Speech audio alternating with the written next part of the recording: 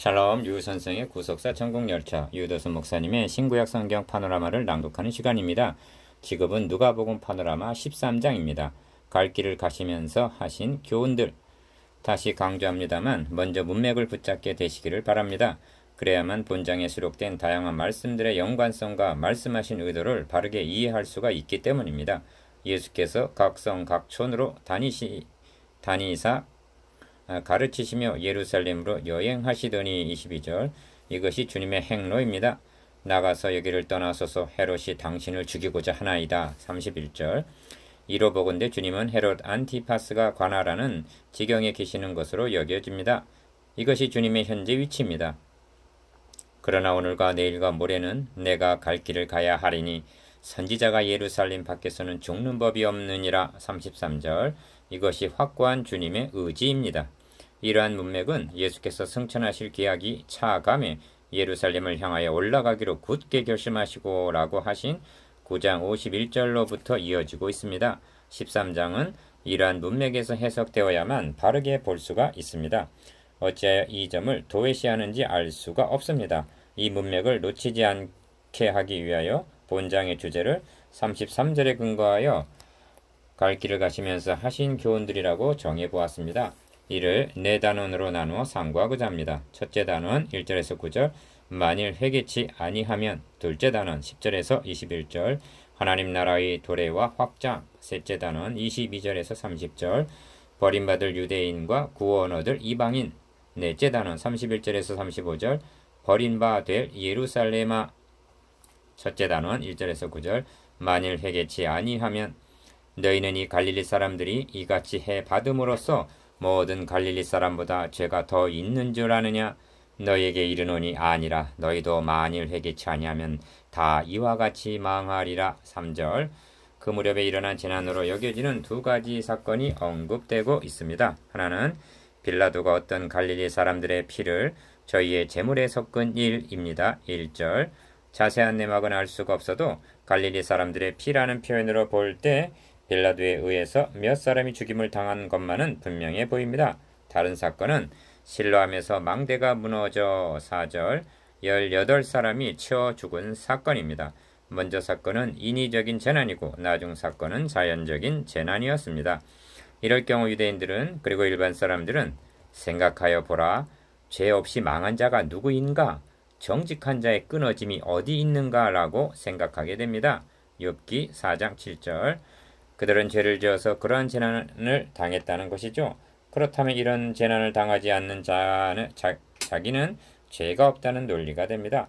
그렇게까지는 생각하지 않는다고 해도 죄가 더 있기 때문에 2절 하반절 그런 재난을 당한 것이라고 생각하는 경향이 있는 것만은 분명합니다. 주님은 말씀하십니다. 모든 갈릴리 사람보다 죄가 더 있는 줄 아느냐? 아니라 너희도 만일 회개치 아니하면 다 이와 같이 망하리라. 2절에서 3절 예루살렘에 간 모든 사람보다 죄가 더 있는 줄 아느냐? 아니라 너희도 만일 회개치 아니하면 다 이와 같이 망하리라. 4절에서 5절 왜 주님은 모든 갈릴리 사람보다 또는 예루살렘에 간 모든 사람보다 라고 말씀하시는 것일까요? 죽은 피해자들이 갈릴리 사람과 예루살렘 사람들이었기 때문입니다. 그렇다면 주님의 말씀은 모든 사람들의 죄의 분량이 똑같다는 말씀입니까? 아닙니다. 이렇게 말씀하시는 주님의 의중을 읽을 수 있어야만 합니다. 재난을 당한 사람들에게도 죄가 있지만 너희들에게도 죄가 있다는 것입니다. 이는 윤리적인 차원뿐만 아니라 한 사람으로 말미암아 죄가 세상에 들어오고 죄로 말미암아 사망이 왔나니라고 로마서 5장 12절 하신 원죄라는 차원에서 더욱 그러한 것입니다. 이것이 분명하다면 죄가 더 있기 때문에 그런 재난을 당한 것이냐 아니냐는 문제는 중요한 것도 너희 관여할 문제도 아니라는 것입니다. 주님께서 말씀하신 강조점은 너희도 만일 회개치 아니하면 다 이와 같이 망하리라고 하신 데 있습니다. 이와 같이 망하리라는 의미는 어떤 재난으로 죽으리라는 말씀이 아닙니다. 심판받게 되리라는 말씀입니다. 그러므로 법관에게 갈 때 길에서 화해하라는 12장 58절의 의미인 것입니다. 그렇다면 무엇입니까? 재난을 당한 사람들도 물론 회개해야 하지만 재난을 당하는 것을 목격하는 사람들도 자신이 재판관 노릇을 하고 있을 것이 아니라 똑같이 회개해야 한다는 말씀입니다. 그러므로 본다는 열쇠는 회개인 것입니다.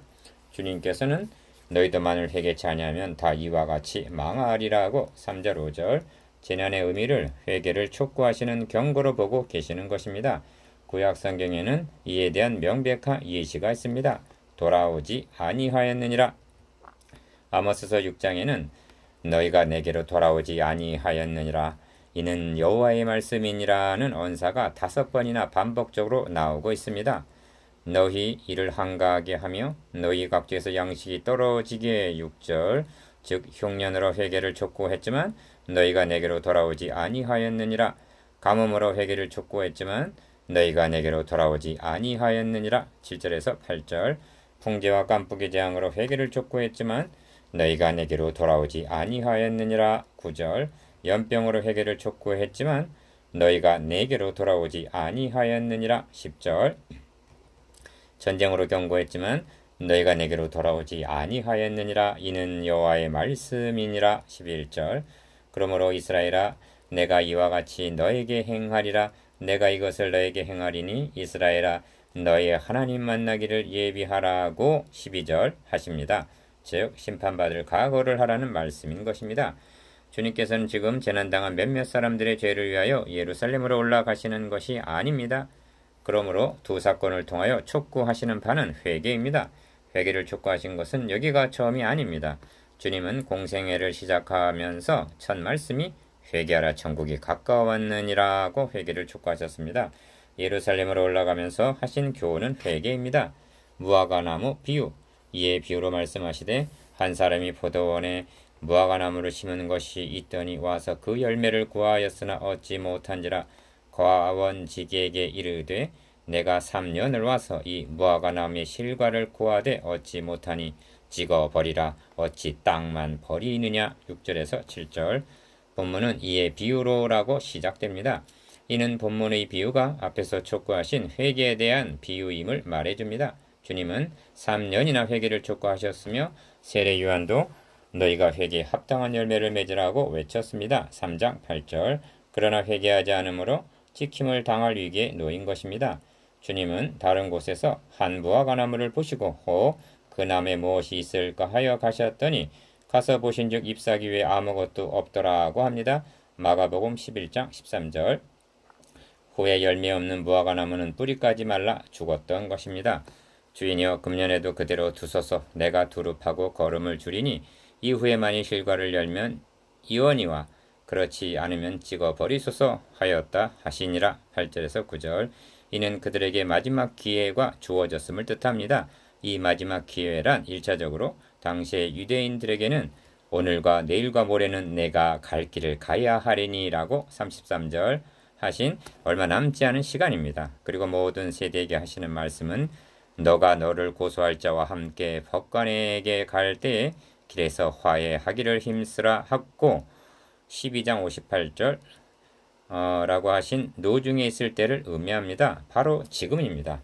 둘째 단원 10절에서 21절 하나님 나라의 도래와 확장 그러면 18년 동안 사탄에게 매임받은 아브라함의 딸을 안식일에 이 매임에서 푸는 것이 합당치 아니하냐. 16절 회개라는 주제에서 안식일에 18년 동안을 귀신 들려 앓으며 꼬부라져 조금 더 펴지 못한 한 여자를 11절 치유하시는 기사로 이어집니다. 주님은 안식일에 회당에서 가르치시다가 18년 동안을 귀신 들려 앓으며 꼬부라져 조금 더 펴지 못하는 한 여자를 11절 치유해 주셨습니다. 먼저 생각할 점은 성경이 주님께서 행하신 모든 기사와 이적을 낱낱이 다 기록한 것은 아니라는 점입니다. 그렇다면 이 기사를 통하여 하시고자 하는 말씀이 무엇일까요? 성경은 이상하다 하리만치 안식일 치유 기사를 많이 기록하고 있습니다. 4장 31절, 6장 6절, 10장 10절, 14장 1절 이는 의도적으로 그렇게 하고 있는 것이 아닌가 싶을 정도입니다. 왜 그렇습니까? 입만무성한 무화과나무와 같이 종교의식은 잘 지키노라 하면서 정작 주인이 무화과나무를 심고 기대하는 바 열매는 없었음을 드러내기 위해서인 것입니다. 아브라함의 딸을 매임에서 풀어주심. 회당장이 예수께서 안식일에 병 고치는 것을 분냈다고 말씀합니다. 14절 상반절 왜 분을 내었습니까? 안식일을 범했기 때문이라는 것입니다. 그리하여 무리에게 이르되 일할 날이 엿새가 있으니 그 동안에 와서 고침을 받을 것이요 안식일에는 말 것이니라고 했습니다. 14절 하반절. 얼마나 철저한 신앙인입니까? 그렇다면 그의 맹점이 무엇일까요? 18년 동안 사탄에게 매임받아요. 꼬부라져 조금 더 펴지 못하던 여인이 그 지긋지긋한 매임에서 놓여나 참 안식을 얻게 됨을 함께 기뻐할 줄을 모르는 종교인이 되었다는 데 있습니다. 성경은 회당장뿐만 아니라 율법주의자들이 의문이라는 조문에 속박당해 갈라디아서 3장 23절 꼬부라져 조금 더 펴지 못하는 불구자임을 드러내기 위해서 이 기사를 기록하고 있는 것입니다. 이 점은 나면서 소경되어 40년 동안이나 보지 못하던 자를 치유하셨을 때도 이 사람이 안식일을 지키지 아니하니 하나님께서 온 자가 아니라고 하여 요한복음 9장 16절 함께 기뻐해 주지 못하고 배척하는 반응을 보인 데서도 드러납니다. 주님은 말씀합니다. 외식하는 자들아 너희가 각각 안식일에 자기의 소나 나귀나 마귀에서 풀어내어 이끌고 가서 물을 먹이지 아니하느냐. 그러면 18년 동안 사탄에게 매임바 된 이 아브라함의 딸을 안식일에 이 매임에서 푸는 것이 합당치 아니하냐. 15절에서 16절. 이 점에서 주목하게 되는 것은 매임에서 풀어주신 여인을 가리켜 아브라함의 딸이라고 부르고 계신다는 점입니다. 이는 구속사의 맥락에서 볼 때 중요한 의미를 갖는 말씀입니다. 아브라함의 딸이란 아브라함의 자손이란 말이요. 이는 사가랴가 성령의 충만함을 입어 우리 조상을 긍휼히 여기시며 그 거룩한 언약을 기억하셨으니 곧 우리 조상 아브라함에게 맹세하신 맹세라고 1장 72절에서 73절 라고 한 대로 하나님께서 아브라함에게 언약하신 언약 백성임을 의미합니다. 누가는 사도행전에서 너희는 선지자들의 자손이요 또 하나님이 너희 조상으로 더불어 세우신 언약의 자손이라 아브라함에게 이르시기를 땅 위의 모든 족속이 너의 씨를 인하여 복을 받으리라 하셨으니 하고 사도행전 3장 25절 그들이 언약의 자손임을 말씀하고 있습니다. 그러므로 주님께서 18년 동안 귀신 들려 앓고 있던 여인을 아브라함의 딸이라고 부르는 데는 세 가지 의미가 있는 것입니다. 첫째는 그가 하나님께서 아브라함에게 맹세하신 언약 백성임을 의미합니다. 둘째로 중요한 것은 주님 자신이 하나님께서 아브라함에게 땅의 모든 족속이 너의 씨를 인하여 복을 받으리라 하신 언약의 성취자로 오셨음을 증거하는 의미가 있는 것입니다. 그렇다면 아브라함의 자손이란 유대인만을 가리키는 말씀입니까? 갈라디아서 3장 29절을 보십시오. 너희가 그리스도께 속한 자면 곧 아브라함의 자손이요 이 약속대로 유업을 이을 자니라고 말씀합니다. 아브라함에게 하신 언약의 성취자로 오신 그리스도를 믿는 자들은 영적으로는 모두가 아브라함의 자손들인 것입니다.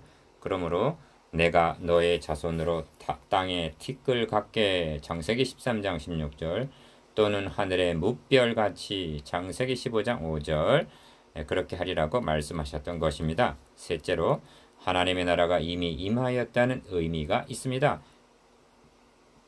그리하여 겨자씨와 누룩 비유로 이어지고 있는 것입니다. 겨자씨와 누룩 비유. 주님은 그러므로 가라사대 하나님 나라가 무엇과 같을꼬 내가 무엇으로 비할꼬 하시면서 18절 겨자씨 비유와 누룩 비유를 말씀하십니다. 이는 귀신 들려 앓으며 꼬부라져 조금 더 펴지 못하던 여인을 치유하신 사건과 관련이 있습니다. 그를 매임에서 풀어주심은 내가 하나님의 성령을 힘입어 귀신을 쫓아내는 것이면 하나님의 나라가 이미 너희에게 임하였느니라 하고 마태복음 12장 28절 말씀하신 대로 하나님의 나라가 이미 도래에 있음을 보여주신 계시 사건이요. 겨자씨와 누룩 비유는 이미 임한 하나님의 나라가 확장되어 나아가게 됨을 말씀하고 있기 때문입니다. 복음서에 기록된 치유 사건은 크게 두 가지 메시지를 담고 있습니다. 첫째는 예수님이 그리스도이심을 증거하는 표적입니다. 둘째는 하나님 나라가 이미 임하였음을 나타내는 표징입니다. 그리고 비록 겨자씨와 같이 미약하게 시작되나 자라 나무가 되어 공중의 새들이 그 가지에 깃들이게 됨과 같다고 말씀하시는 것입니다. 19절 당장도 꼬부라졌던 한 여인이 한 마리 새처럼 자유인이 되어서 하나님의 나라라는 나무에서 안식을 누리게 된 것입니다. 또한 마치 여자가 가루 서말 속에 갖다 넣어 전부 부풀게 한 누룩과 같다고 말씀하십니다. 21절. 18년 동안은 귀신 들려 조금도 펴지 못하다가 치유받은 한 여인이라는 이 적은 양의 누룩을 통하여 온 덩어리를 부풀게 하듯이 하나님의 나라는 확정되어 나가게 되는 것입니다. 120명으로 시작된 교회가 지금 천상의 교회와 지상의 교회를 합한다면 얼마나 영광스러울까요? 이는 아브라함에게 하늘을 우러러 무뼈를 셀 수 있나 보라. 또 그에게 이르시되 너의 자손이 이와 같으리라 하신 창세기 15장 5절의 언약의 성취인 것입니다. 그 자손 중에 여러분도 들어있음을 인하여 하나님을 찬양하시기를 바랍니다. 셋째 단은 22절에서 30절. 버림받을 유대인과 구원 얻을 이방인.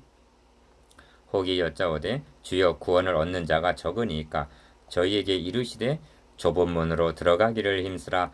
내가 너에게 이르노니 들어가기를 구하여도 못하는 자가 많으니라. 23절에서 24절. 청중 가운데 한 사람이 물었을 것입니다. 주여 구원을 얻는 자가 적으니까. 이 사람은 주님께서 너희도 만일 회개치 아니하면 다 이와 같이 망하리라는 말씀이나 실과를 구하되 얻지 못하니 찍어버리라는 비유의 말씀을 듣게 되었을 때 충격을 입은 듯합니다. 혹이 제기한 이 질문은 우리들에게도 지대한 관심사가 아닐 수 없습니다. 신앙주의자들은 임종머리에서 예수님 믿으세요 라는 말에 고개만 끄덕여도 구원을 얻었다고 말하는 거 하면 성경은 나더러 주여 주여 하는 자마다 천국에다 들어갈 것이 아니오 다만 하늘에 계신 내 아버지의 뜻대로 행하는 자라야 들어가리라고 마태복음 7장 21절 말씀하고 있기도 합니다. 저 자신도 성도들을 생각하면서 이 문제로 많은 고민을 한 적이 있습니다. 주님은 좁은 문으로 들어가기를 힘쓰라. 내가 너에게 이르노니 들어가기를 구하여도 못하는 자가 많으니라 고 말씀합니다. 24절 하반절. 들어가기를 구하여도 라는 표현이 구원 얻기를 바라고 믿노라 하는 것을 의미한다면 그러한 사람들 중에서도 구원 얻지 못할 자가 혹 있으리라는 것이 아니라 많으리라는 말씀은 놀라움을 금할 수 없게 합니다. 우리들에게도 충격적인 말씀이 아닐 수가 없습니다. 이 말씀은 대번에 우리로 하여금 12장 32절을 연상케 합니다. 적은 무리여 무서워 말라. 너희 아버지께서 그 나라를 너희에게 주시기를 기뻐하시느니라. 과연 구원을 얻는 자가 적은 무리일까요? 많은 무리일까요? 최우선적으로 고려되어야 할 점은 주께서 오직 너희는 밖에 쫓겨난 것을 볼 때 거기서 슬피 울며 이를 갈미 있으리라고 말씀하신 28절 하반절. 너희가 누구들인가 하는 점입니다. 이들은 1차적으로는 유대인을 가리키는 말씀입니다. 이 점이 사람들이 동서남북으로부터 와서 하나님의 나라 잔치에 참여하리니라고 29절 하신 말씀에서 드러납니다. 잔치에 참여하게 될 이 사람들이란 이방인들을 가리킴이 분명하기 때문입니다. 또한 30절에 먼저 된 자는 유대인을 나중 된 자는 이방인을 가리키는 말씀인데 나중 된 자가 먼저 된다는 말씀입니다. 그렇다면 어찌하여 선민 유대인들이 이런 비극적인 결과를 초래하게 된다는 말입니까? 그것은 그리스도를 배척했기 때문입니다. 그렇다면 그리스도를 대망하던 유대인들이 정작 그분이 오시자 왜 배척했을까요? 이 점에서 주님의 첫 말씀인 좁은 문으로 들어가기를 힘쓰라고 24절 상반절 하신 말씀으로 우리를 인도해 줍니다. 이는 유독 유대인들에게만 한정된 말씀이 아니고 모든 세대에 해당되는 말씀으로 다가오고 있기 때문입니다. 좁은 문과 넓은 길. 그렇다면 좁은 문으로 들어가기를 힘쓰라는 의미가 무엇일까요? 성경 역사는 오직 두 문과 두 길이 있을 뿐임을 보여주고 있습니다. 그것은 멸망으로 인도하는 문과 생명으로 인도하는 문입니다. 그리고 멸망으로 인도하는 문은 크고 길도 넓지만 생명으로 인도하는 문은 좁고 협착하여 찾는 이가 적다고 말씀하십니다. 의인의 길은 여호와께서 인정하시나 악인의 길은 망하리로다 라고 하십니다. 시편 1편 6절. 이를 단순한 열심이나 실천 윤리로만 여겨서는 안 됩니다. 그렇게 하는 것은 성경을 교훈적인 관점으로 접근하기 때문입니다. 구원 문제는 윤리와 결부되는 것이 아니라 구속과 관련이 있는 것입니다. 보십시오. 열심이나 율법적인 의로 말한다면 바리새인이나 율법사들을 따를 자가 없을 것입니다. 바리새인의 기도를 들어보십시오. 하나님이여 나는 다른 사람들 곧 토색, 불의, 간음을 하는 자들과 같지 아니하고 이 세리와도 같지 아니함을 감사하나이다. 나는 일에 2번씩 금식하고 소득의 11조를 드리나이다. 18장 11절에서 12절 어떻습니까? 오늘날 교회 안에 이러한 성도가 있다면 가히 모범적인 신앙인이라고 말할 수가 있지 않을까요? 이 점은 바울의 말에서도 나타납니다. 그는 열심으로는 교회를 핍박하고 율법의 의로는 흠이 없는 자였노라고 회고합니다. 빌립보서 3장 6절 이를 능가할 자가 몇 명이나 되겠습니까? 그렇게 신앙생활을 했던 그들이 어찌하여 구원에 이를 수가 없었습니까? 성경은 말씀합니다. 내가 증거하노니 저희가 하나님께 열심히 있으나 지식을 좇은 것이 아니라 하나님의 의를 모르고 자기 의를 세우려고 힘써 하나님의 의를 복종치 아니하였느니라. 로마서 10장 2절에서 3절 그렇습니다. 유대인들이 들어가기를 구하여도 못하는 자가 많은 것은 그들의 열심이 부족해서가 아니라 성경이 구원의 방도로 제시하고 있는 지식, 즉 진리를 좇지 아니하였기 때문임을 알게 됩니다. 어찌하여 지식을 좇지 않게 되었을까요? 지식의 열쇠를 가진 자들이 성경을 곡해해서 잘못 가르쳤기 때문입니다. 그렇다면 그들이 잘못되었음을 알고 있었을까요? 아닙니다. 전혀 잘못되었다고 생각지를 못했을 것입니다. 왜냐하면 많은 사람들이 그런 식으로 믿고 있고 그 길을 가고 있었기 때문입니다. 이것이 주님께서 말씀하신 좁은 문의 반대인 멸망으로 인도하는 문은 크고 그 길이 넓어 그리로 들어가는 자가 많고의 의미입니다. 마태복음 7장 13절 다른 말로 표현하면 신앙 유행을 따르는 자들을 가리킨다 하겠습니다. 주님은 잡히시던 날 밤 제자들에게 내가 이것을 너에게 이름은 너희로 실족지 않게 하려 함이라. 사람들이 너희를 추례할 뿐 아니라 때가 이르면 무릇 너희를 죽이는 자가 생각하기를 이것이 하나님을 섬기는 예라 하리라. 저희가 이런 일을 할 것은 아버지와 나를 알지 못함이라 하고 경계하셨습니다. 요한복음 16장 1절에서 3절 제사장, 서기관, 장로, 바리새인들은 자신들이 누구보다도 하나님을 잘 섬기는 줄로 알고 아무 문제가 없는 줄로 여겼습니다. 이것이 큰 문, 넓은 길이었던 것입니다. 이처럼 넓은 길을 간 사람들은 주님 당시만 그러했던 것이 아닙니다. 구약 성경을 보면 참 선지자가 있는 반면에 많은 거짓 선지자가 있음을 보게 됩니다. 그런데 실로 많은 백성, 전보라 해도 과언이 아닌 많은 백성이 거짓 선지자를 따르고 있음을 보게 됩니다.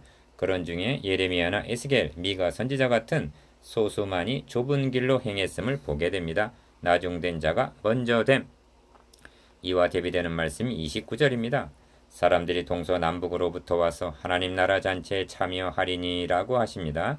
이들은 분명 이방인 구원자들을 가리키는 말씀입니다. 즉 유대인들은 버림을 받고 이방인들이 구원에 참여하게 될 것을 의미합니다. 그렇다면 이방인들이 유대인들보다 열심이나 선행이나 윤리적인 면에서 더 낫다는 말씀입니까? 아닙니다. 성경은 말씀합니다. 그런즉 우리가 무슨 말을 하리요? 의를 좇지 아니한 이방인들이 의를 얻었으니 곧 믿음에서 난 의요. 의의 법을 쫓아간 이스라엘이 법에 이르지 못하였으니 어찌 그러하뇨? 이는 저희가 믿음에 의지하지 않고 행위에 의지함이라. 부딪힐 돌에 부딪혔느니라. 로마서 9장 30절에서 32절 그러므로 넓은 문과 좁은 문을 이렇게 정리할 수가 있겠습니다. 1. 주님 당시에 주님을 배척한 많은 유대인들과 주님을 따른 소수의 제자들. 2. 그 후 세대의 많은 불신자와 소수의 그리스도인들. 3. 시대적인 풍조를 따라 에베소서 4장 14절 믿음으로 모든 사람에게 칭찬받는 길과 6장 26절 성경 진리를 보수함으로 핍박을 받는 길이라고 정의할 수가 있습니다. 한마디로 진리 안에서 행하는 것이 됩니다. 요한일서 1장 6절, 요한2서 1장 4절, 요한3서 1장 3절 그렇다면 현대교회는 안전하다고 말할 수가 있겠습니까? 여러분은 좁은 문으로 들어가기를 힘쓰고 있습니까? 주님께서는 밖에 쫓겨난 자들이 슬피 울며 이를 갈미 있으리라고 하십니다. 슬피 운다는 말씀 이해가 가나 어찌하여 이를 간다고 말씀하는 것일까요? 이는 극도로 분함을 나타내는 묘사입니다. 이와는 반대되는 말씀이 우리 주 예수의 날에 너희가 우리의 자랑이 되고 우리가 너희의 자랑이 되는 것이라가 아니겠습니까? 고린도후서 1장 14절 말씀을 맡은 사역자들은 부단히 이 말씀을 명심해야 할 것입니다. 그렇다면 구원을 얻는 자가 적을까요? 많을까요?